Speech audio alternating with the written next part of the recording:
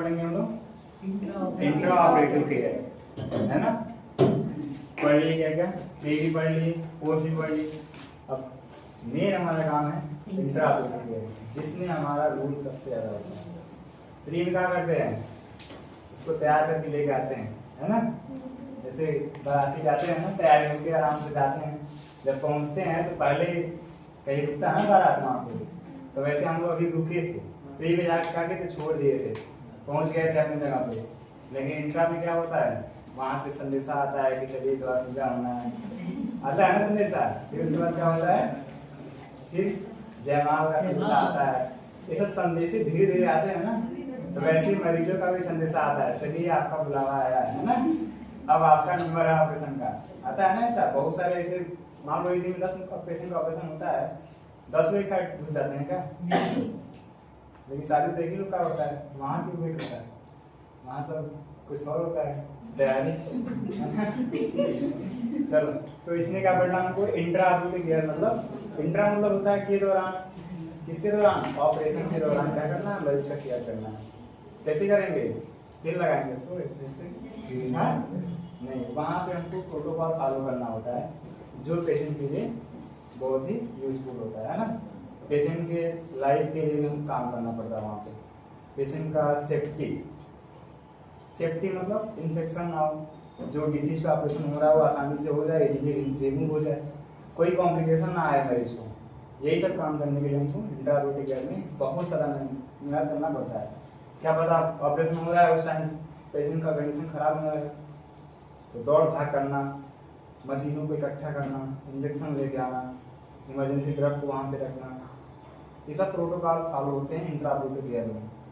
अगर सब कुछ सही है तो सब सही, अगर कुछ गड़बड़ हुआ तो इसी में दिखता है इंट्रा ऑपरेटिव केयर में। इसमें अपना रोल हमको 100% देना है, क्योंकि वहाँ पे लाइफ सेविंग और लाइफ लीडिंग दोनों होता है। अगर हम चाहेंगे बचा लेंगे, चाहेंगे तो छोड़ देंगे, है ना।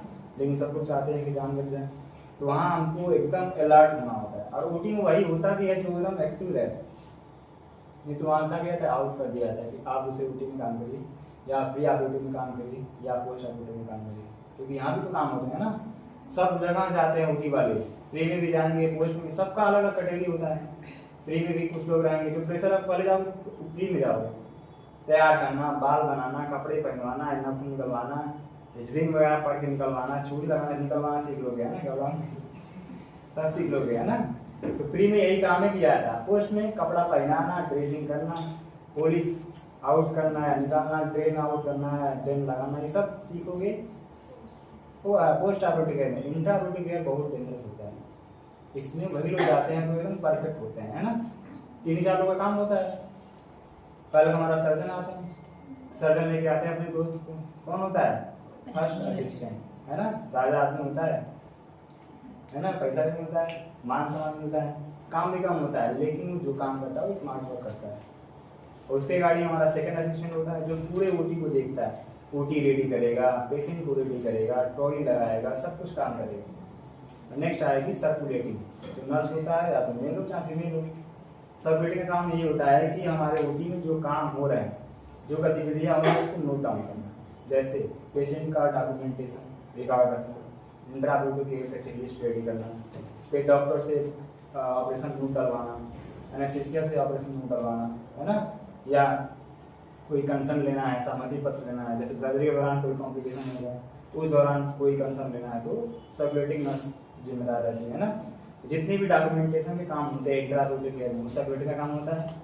और जो तैयारी करता है वो सेकंड असिस्टेंट होता है, और जो सर्जरी में परफॉर्म करता है, असिस्ट कराता है, वो फर्स्ट होता है। सेकंड भी होता है, लेकिन फर्स्ट आमने सामने होता है, और सेकंड फर्स्ट का हेल्प करता है। और लास्ट में हमारा आता है एनेस्थेटिक। एनेस्थेटिक का सबसे अच्छा रोल होता है, वो अगर नहीं रहेंगे तो ऑपरेशन करना मुश्किल हो जाएगा। क्यों? क्योंकि जब ऑपरेशन होगा तो पेन होगा मरीज को, तो पेन को फ्री करने के लिए, सर्जरी को अच्छा बेस्ट बनाने के लिए सबसे मेन रोल किसका होता है? एनेस्थेटिक का होता है। एनेस्थेटिक के भी टेक्नीशियन होते हैं, जिसको बोलते हैं एनेस्थीसिया टेक्नीशियन, तो उनका अलग रोल होता है। वो क्या करते हैं? ड्रग रेडी करते हैं, मशीन को चेक करते हैं, मशीन चला है कि नहीं चला है, जो दवाई इंपॉर्टेंट दवाई वो है कि नहीं है ना। तो सारा देख रेख कौन करता है? हमारा काम भी होता है, लेकिन कॉर्पोरेट में चले जाओगे ना वहाँ हमारा अलग हो जाएगा, उन लोग का अलग हो जाएगा। दो तरीके से हमारे सर्जरी में डिपार्टमेंट बन जाएगा, anaesthesia side work, surgical side work. Surgical side में हम लोग आएंगे जो ओल्डर पेशेंट होते हैं, टारगेट टेक्नीशियन दिए जाते हैं, और एनेस्थीसिया साइड वर्क में वो जाते हैं जो एनेस्थीसिया टेक्नीशियन कोर्स किए जाते हैं। लेकिन अगर छोटे मोटे अस्पताल में काम करते हैं तो वहाँ सब करना पड़ेगा, एनेस्थीसिया साइड भी देखना पड़ेगा और सर्जिकल साइड भी देखना पड़ेगा। ठीक है, तो स्टार्ट करते हैं। इसमें हमको क्या क्या पढ़ना है ना, लेंथी होने वाला है क्योंकि ये सबसे इम्पोर्टेंट भी है। सबसे पहला क्या है, इंट्रोडक्शन। इंट्राऑपरेटिव केयर क्या होता है, इसका इंट्रोडक्शन पढ़ना है। नेक्स्ट हमारा ऑब्जेक्ट, क्या क्या इसमें काम करते हैं। नेक्स्ट हमारा ऑपरेशन थिएटर सेटअप, है ना, कैसे ऑपरेशन थिएटर को हम सेट करते हैं नहीं करते। मूवी हॉल में सेट होता है ना, कितना वैल्यूम रखना है, कितना बेस रखना है, कैसे चेयर को सेटअप करना है कि अच्छे से दिखेगा, डिस्प्ले कैसे मेंटेन करना है, होता है ना। जैसे अभी हम लोग यहाँ किए हैं, कैमरा कैसे लगाना है, ये सब काम है। तो वैसे ओटी में भी करते हैं, कैसे काम करेंगे कि सर्जरी आसानी से हो जाए, कोई कॉम्प्लिकेशन ना आए। नेक्स्ट हमारा सर्जिकल टीम रूल, सबका अलग अलग रूल होता है। अभी बताएं, एनेस्थीसिया का अलग रूल है, डॉक्टर जो होते हैं, सर्जन जो होते हैं, उनका अलग रूल है, सेकेंड असिस्टेंट का अलग रूल है, और जो सर्कुलेटिंग लाइन उनका अलग रूल है। नेक्स्ट हमारा पेशेंट पोजीशन, पेशेंट का पोजीशन कैसा है, ये तो डिपेंड करेगा कि सर्जिकल साइट यानी किस चीज़ का ऑपरेशन होना है, पेट का होना है कि पीठ का होना है कि पैर का होना है कि हमारा किस पार्ट का होना है, हेड का होना है ना, या फेस का होना है। जिस साइड का ऑपरेशन होगा उस साइड की पोजीशन बनाएंगे। नेक्स्ट हमारा एसेप्टिक टेक्निक। ए मतलब अब्सेंट ऑफ, सेप्सिस मतलब हमारा ऐसा काम करना है जहाँ पे मवाद की कोई प्रक्रिया ना हो, यानी कि फुल्ली क्या करना है, स्टेरिलिटी मेंटेन करना है ना। नेक्स्ट हमारा मॉनिटरिंग ड्यूरिंग सर्जरी, मॉनिटर करना है पेशेंट के वाइटल को, करना है मॉनिटर करना है, वॉच करना है पेशेंट की एक्टिविटी को, कैसे कैसे इसकी एक्टिविटी है। नेक्स्ट हमारा है सेफ्टी प्रोटोकॉल, सबसे मोस्ट इम्पोर्टेंट लाइन है सेफ्टी प्रोटोकॉल। प्रोटोकॉल फॉलो करना है किसके अकॉर्डिंग, पेशेंट को कोई कॉम्प्लिकेशन ना हो, है ना। नेक्स्ट हमारा डॉक्यूमेंटेशन, ये भी बहुत जरूरी होता है। डॉक्यूमेंट को कैरी करना, डॉक्यूमेंट को अच्छे से संभाल के रखना, ताकि कोई कॉम्प्लिकेशन होता है तो वहाँ पे हम क्या करें, इसको रिप्रेजेंट कर लें, है ना। नेक्स्ट हमारा है समरी और कैलकुलेशन, क्या क्या हम इससे सीख लेते हैं ना। जो ये हमारा प्री इंट्राऑपरेटिव केयर है, इसमें हम क्या क्या सीखेंगे, यानी कि समरी एंड कैलकुलेशन, क्या हमको सीख मिलता है, क्या हम किए। तो स्टार्ट करते हैं। पहला हमारा इंट्रोडक्शन, है ना, यानी कि पहचान क्या होता है, कैसे जानेंगे कि हमारा कौन सी प्रक्रिया हो रही है। नए नए होंगे तो क्या मालूम होगा, कुछ नहीं मालूम रहेगा ना। तो धीरे धीरे क्या करते हैं, सीखते हैं। पहला intraoperative care refer to care given during the surgical procedure. एक कम मानी जाती है जब हमारी सर्जिकल प्रोसीजर चालू होता है। ऐसे मान लो प्री क्या करिए, ला के छोड़ दिए और पोस्ट में लेके चले गए, बीच में जो काम हो रहा है ना, जैसे बारात आई और बारात चले गए, बीच में क्या होता है, हाँ क्या क्या होता है, खाना खाना, शादी विवाह सब होता है ना काम नाम। तो वही काम नाम यहाँ पे इंट्राऑपरेटिव केयर में होता है। ठीक है, तो इसमें क्या करना है, सर्जरी जब होती है उस दौरान जो हमारा काम होता है वो काम क्या कहलाता है, इंट्राऑपरेटिव केयर कहलाता है। ठीक है, नेक्स्ट हमारा it start when the operation it start when the patient enter the operation room. जब पेशेंट ऑपरेटिंग रूम में चला जाता है, यानी कि ऑपरेशन थिएटर रूम में घुस जाता है, वहीं से हमारा इंट्राऑपरेटिव केयर स्टार्ट हो जाता है। Next it end when transfer to the recovery room. कब खत्म होता है, जब पेशेंट को हम आउट कर देते हैं, यानी कि रिकवरी रूम में भेजते हैं, इसी को बोलते हैं पोस्ट ऑपरेटिव केयर। तो इंट्राऑपरेटिव तब माना जाता है जब पेशेंट अंदर आए और जब तक चला ना जाए। ये सब प्रक्रिया जब तक है तब तक क्या होता है, इंट्राऑपरेटिव केयर कहलाता है। चला गया तो पोस्ट ऑपरेटिव केयर, अगर आने वाला है तो प्री ऑपरेटिव केयर। ठीक है, नेक्स्ट हमारा ऑब्जेक्ट, क्या क्या काम करेंगे। पहला हमारा understand the surgical team's role. ये समझेंगे कौन क्या करने वाला है ना, कौन वाश होगा, कौन ट्रॉली लगाएगा, कौन पेशेंट को बुला के लेके आएगा, कौन पार्टीशन करेगा, कौन पोजीशन लगाएगा, कौन दम को लेके आएगा, कौन ओटी फिल्म वेट करेगा, कौन ऑटोक्लेव से सामान लेके आएगा। इस सबका अलग अलग रोल होता है। दादा स्थिति वहाँ नहीं होता, वहाँ सबका अलग रोल होता है। सबका अलग अलग मेन रोल कि तुम्हारा क्या काम है, सबका अलग अलग पोजीशन भी होता है। फर्स्ट रोल तुम्हारा काम ये रहेगा कि सर्जन के साथ असिस्ट कराना, सेकंड रोल तो सब रेडी करना होता है। अगर जूनियर हो तो सर्जरी का काम करना रहेगा, ज़्यादा काम करना होता है। ओटी को रेडी करना, दो लाइट सेट करना, एनेस्थीसिया बॉडी को रेडी करना, सर्जिकल ट्रॉली को रेडी करना, मशीन को चेक करना, सक्शन मशीन चल रहा है कि नहीं चल रहा है, कटरी मशीन चल रहा है कि नहीं चल रहा है ना, ये सारे काम हम लोग मिलके करते हैं ना। Learn about the OT setup and instrumentation है ना, कि जानना है कि हमारा कौन सा ऑपरेशन होना है। ओपन सर्जरी होनी है कि लैप्रोस्कोपिक सर्जरी होगी, पहला टाइप ये हो गया, दो टाइप हो गए। अब ओपन सर्जरी में किस प्रकार की सर्जरी होनी है, एब्डोमेन का होना है, थोरेसिक का होना है, ब्रेन का होना है, पैर का होना है, हाथ का होना है, किस प्रकार की सर्जरी होनी है ना। और ओपन होना है कि लैप्रोस्कोपिक होना, उसके अकॉर्डिंग क्या करेंगे हम इंस्ट्रूमेंट का चॉइस करेंगे, है ना। सबके अलग अलग सेट होते हैं, कुछ जनरल सेट होते हैं जो सारे सर्जरी में काम आते हैं, कुछ जनरल सूचनी सेट होते हैं जो सब सर्जरी में आते हैं। इंसिजन लगा तो वहाँ पे आपको RT, mosquito, Allis, tooth forceps, tooth forceps, ये सब काम छोटे मोटे जो हैं वो जनरल सेट वो हमेशा काम आएंगे जहाँ पे इंसिजन लग गया, ठीक है। और जैसे लगा उसको सिलना भी है, तो सिलने के लिए आता है सुचरिंग सेट, है ना। उसको सिलना जहाँ पर ऑपरेशन मतलब इंसिजन इंक्लूड करना ही करना है, तो दो सेट हमेशा काम आते हैं, जनरल सेट और सुचरिंग सेट, हर सर्जरी में आएंगे except the endoscopy surgery. Endoscopy surgery में कोई जीरा नहीं लगता है ना। नेक्स्ट हमारा monitor patient safety during the surgery. Monitoring करना है पेशेंट की सेफ्टी को, कैसे करेंगे, मॉनिटर लगाएंगे, चेक करेंगे कि हमारा एसपीओ2 लेवल कैसा चल रहा है, सही चल रहा है कि नहीं चला तो एक्टिव हो जाएंगे, है ना। नेक्स्ट हमारा ऑपरेशन थिएटर सेटअप कैसे कैसे करना है।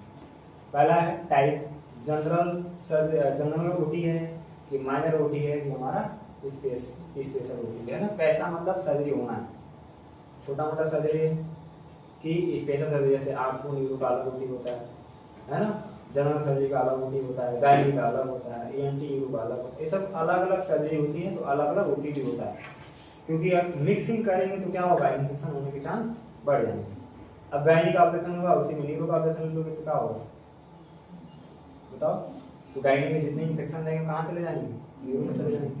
और एक बार जब न्यूरो का पेशेंट इन्फेक्ट हुआ तो भैया बहुत ज़्यादा दिक्कत होगा। तो उसके एक आइडिया क्या करेंगे, ओटी को हम रेडी करेंगे, सेटअप करेंगे, है ना, जिस टाइप की हमारी सर्जरी रहेगी। नेक्स्ट हमारा proper arrangement of equipment. Arrangement मतलब होता है सरियाना, जानते हो ना, कपड़ा पैक करते हो अच्छे से सजा कर रखते हो, अच्छा भी लगता है और निकालने में भी आसानी होती है।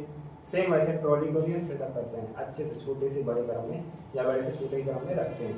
और हमेशा इंस्ट्रूमेंट को हमको जब उनको हैंड ओवर करना होता है, सर्जन को देना, तो उल्टा पकड़ के देते हैं, टिप को देते हैं, हैंडल सर्जन पकड़ेगा, है ना। जैसे हमारा एक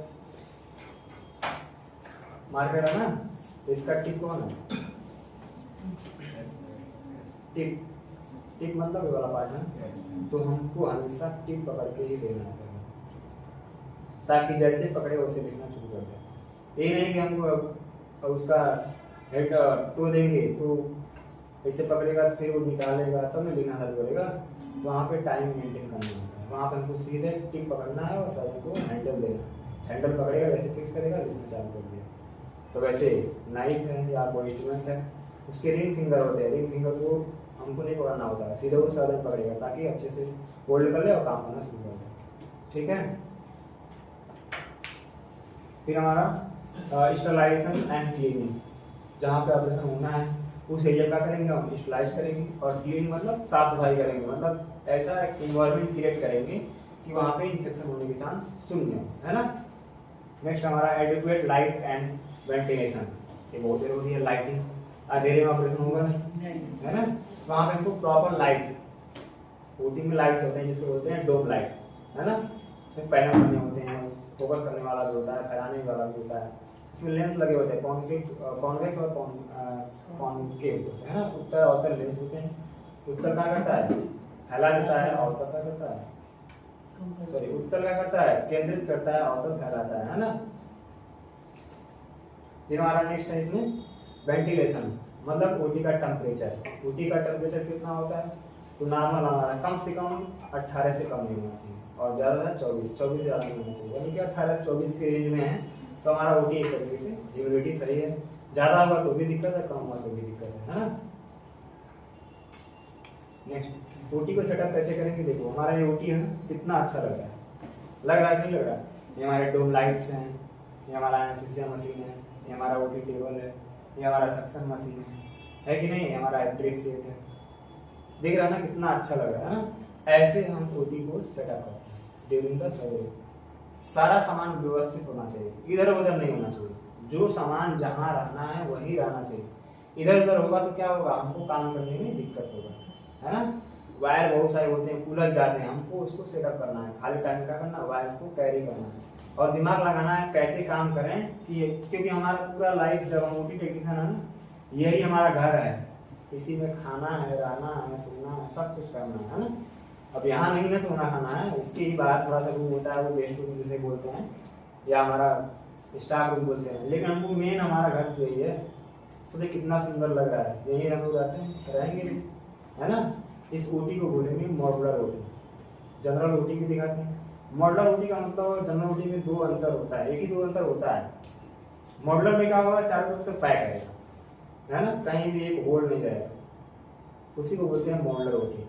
और जनरल ओटी, सामान्य ओटी मतलब जंगली खिड़की आएंगे, है ना, जहाँ से हवा बाहर वाला भी आ जाएगा, तो वहाँ पे इन्फेक्शन होने का चांस रहेगा। जैसे मान लो तुम पूरा अच्छे से स्टरलाइज कर लियो, है ना, और खिड़की खोल दिया, अरे इतना अच्छा हवा आ रहा है, खोल दी तो क्या होगा, जितने भी हमारे इन्वायरमेंट के बैक्टीरिया वायरस घुस रहे हैं, घूम रहे हो, कहाँ चले जाएंगे, उस विंडो के थ्रू आपके ओटी में चले जाएंगे, और जब आएंगे तो क्या होगा, होना ही होना। हमारे सारे काम करने का जो प्रोसेस है वो सब फेल हो जाएगा, है ना, और एक्टिव हो जाएंगे बैक्टीरिया। इसीलिए हमेशा जो मेजर सर्जरी होती है वो मॉडुलर ओटी में ही होती है। जैसे न्यूरो का हो गया, ट्रांसप्लांट सर्जरी हो गई, हार्ट का सर्जरी हो गया, ये सब यही होता है। क्यों? क्योंकि वहाँ पे बाहर का इन्वायरमेंट से कोई अटैचमेंट नहीं होता है, सब पैक होता है। जैसे तुम्हारा थिएटर होता है ना, आवाज़ गूंजता है, कहीं उसमें होता है क्या, विंडो वगैरह नहीं लगा होता, सब पैक रहता है। वैसे ही थिएटर है, तो कौन सा थिएटर है, मूवी हॉल, सिनेमा वाला है, ये वाला क्या है, ऑपरेशन वाला है ना। वहाँ पे कुछ भी कर सकते, लेकिन यहाँ पे सीधे क्या करेंगे, ऑपरेशन करेंगे, है ना। ये देखो हमारा नॉर्मल ओटी है, दिख रहा है ना, गंदा लग रहा है, लग रहा है नहीं लग रहा है, ये हमारा एक तरह से नॉर्मल ओटी है, जो काम चला ओटी बोल सकते हैं। इसमें हमारे देखो ये सब काम नाम इतने अटब्बर दिख रहा है ना, ये सब फर्स्ट भी इतना अच्छा नहीं है, सही बोल रहा है ना। तो इसको बोलते हैं कॉमन ओटी या जनरल ओटी, जिसमें छोटे मोटे सर्जरी हो सकते हैं। लेकिन कोई कह रहे न्यूरो सर्जरी इसमें कराने के लिए सर्जन तैयार नहीं होंगे करने के लिए, है ना, क्योंकि उनको पता है कि इन्फेक्शन क्या होता है। नेक्स्ट हमारा सर्जिकल टीम रोल, सबका अलग अलग काम होता है ना। सबसे पहला क्या है, सर्जन। जो सर्जन होते हैं क्या करते हैं, परफॉर्म